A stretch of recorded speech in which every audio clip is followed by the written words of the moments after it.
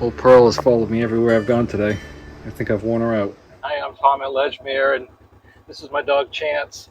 Now that I finally got the gator back from John Deere, and we'll have a discussion about that at some point, I can get up to this silva pasture up here, and I've got some fence down, and the cows are out there. They haven't found out where the fence is broken yet, so I'm going to go beat them to it.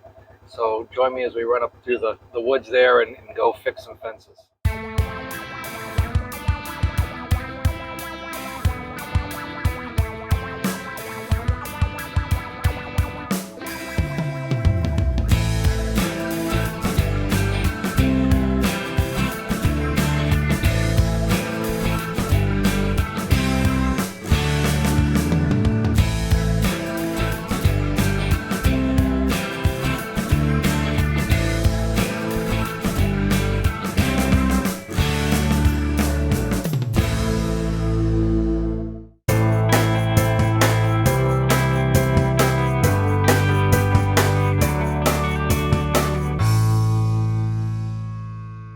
This is George's meadow, and the grass has really come up very well up here. It's also a great place to pick berries, and over there you can see Hozak and Sawyer's Mountains.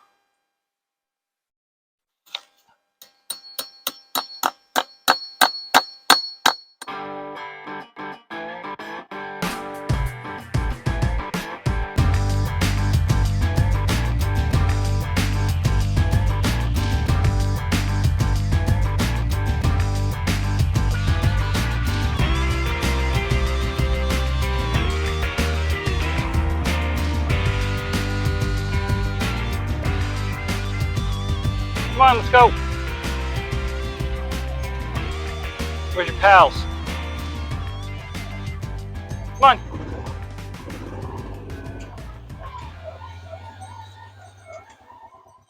This will keep them busy for a little while.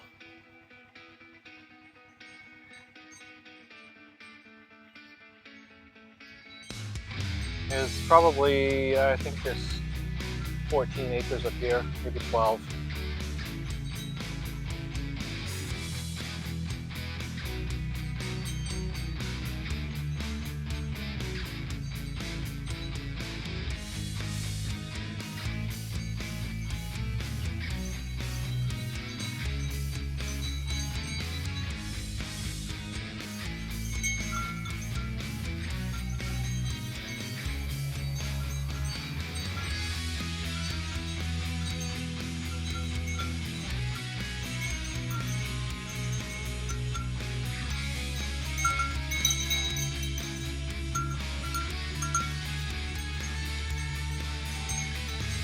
This is part of my forestry program. So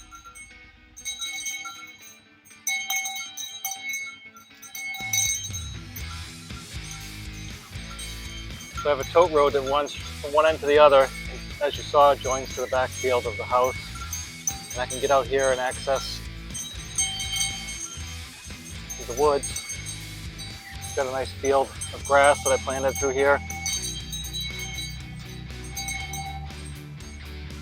It's nice and cool out here. Sometimes there's actually water over there in the corner, but not this time of year.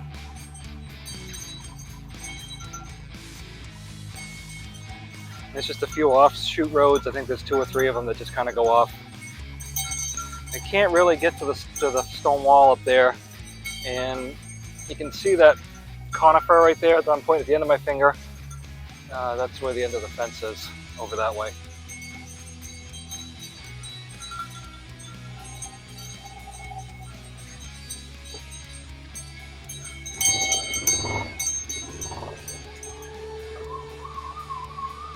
So they can come out here all they want. And again, I think this is another 12 or 14 acres here, maybe 16.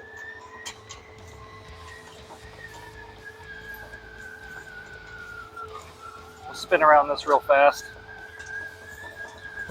They'll be out here in a minute.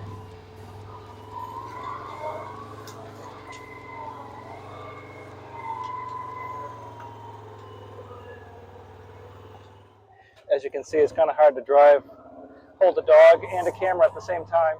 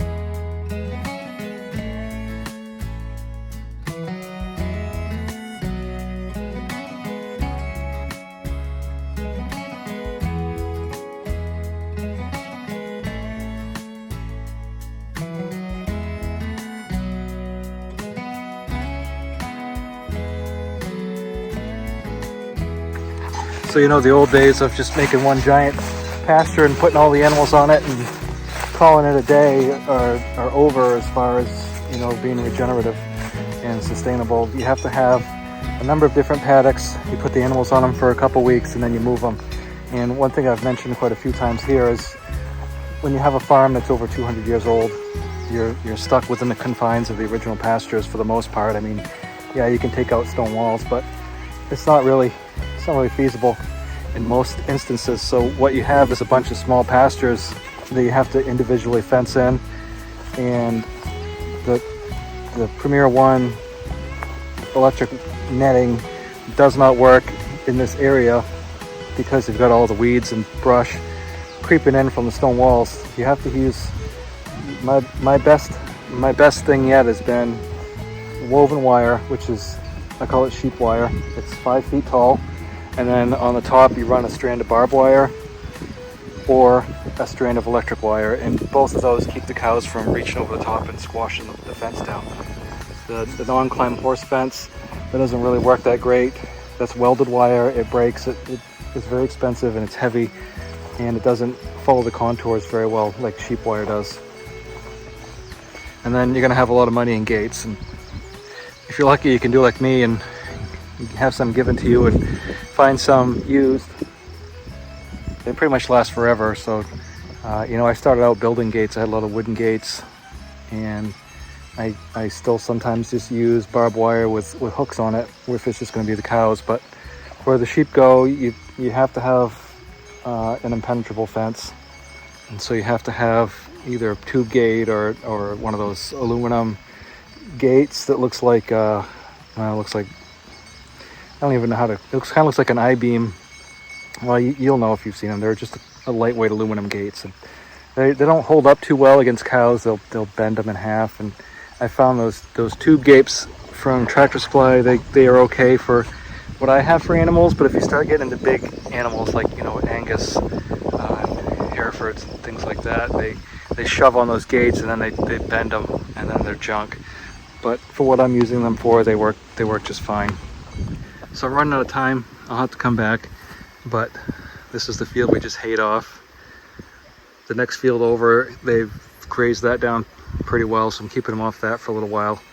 And then I've got Hidden Meadow down here that they can go back on, and they've been in the other silver pasture on the other side of Hidden Meadow. There's quite a few acres out there. So I'll come back in a little bit.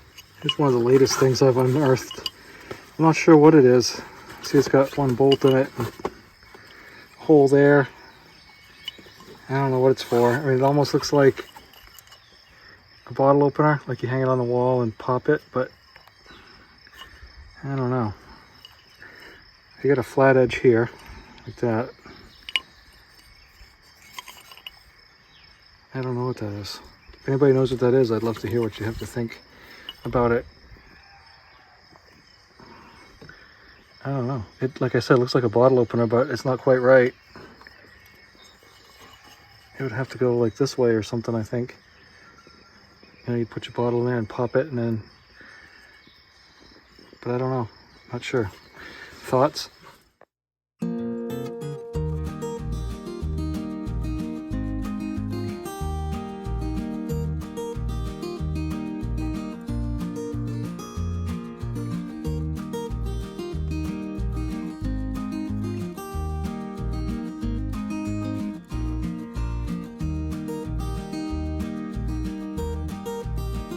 Kids used to call this road Berry Lane, and as you can see, there's tons of you know, wild Maine blueberries in here, strawberries, and then on both sides you got blackberries and raspberries.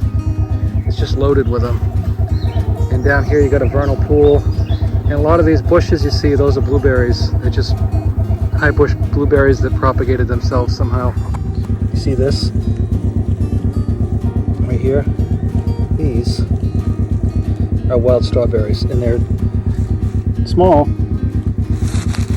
but you know the old saying, big things come in little packages? Find them and eat them. They're really good. All this right here, wild strawberries.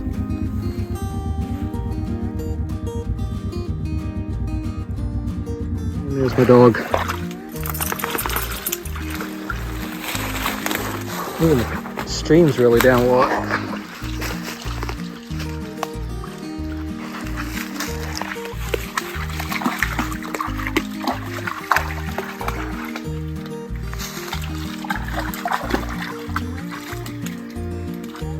Come on. I don't really see any wood that looks like it's been beaver sawed. I mean, maybe they didn't have to. Maybe they just went around and picked up a bunch of junk.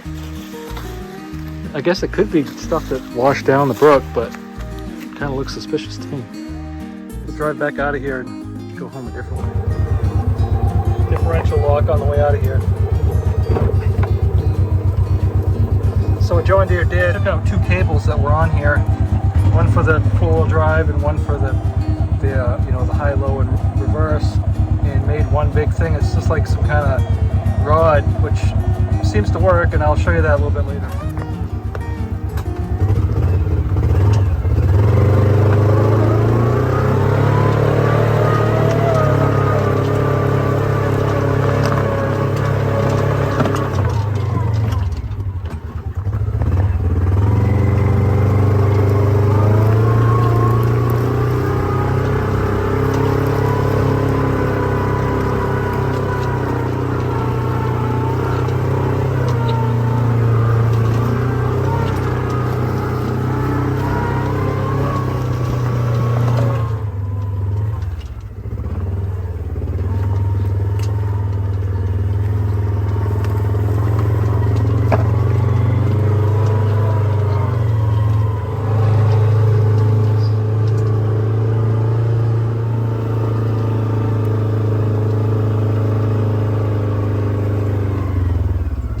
Pasture here was all completely overgrown when I moved here too. Now you can see how nice it is.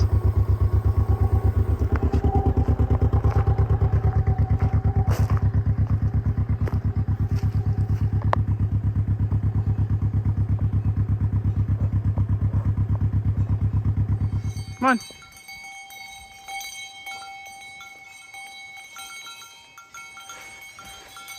Let's go.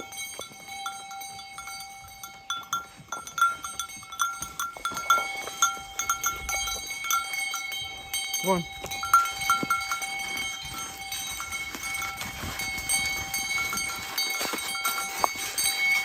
Come on, bedtime.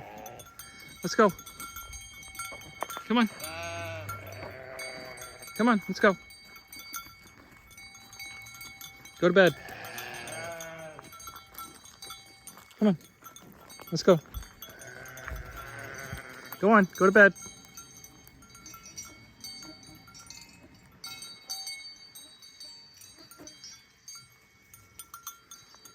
Go to bed.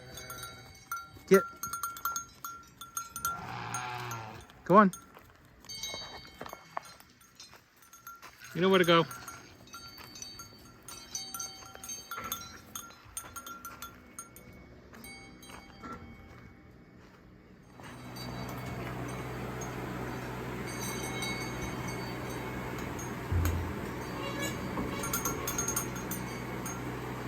If you went over one, it'd be a lot easier to get to that water. All you gotta do is go out one and back in. That's it. Be a lot easier. There you go.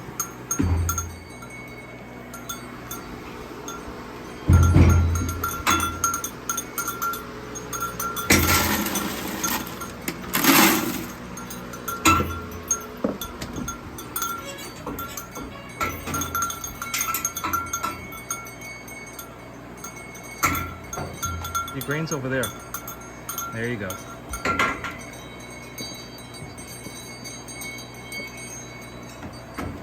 There you go. Hey, Dexter. Hey, Pearl.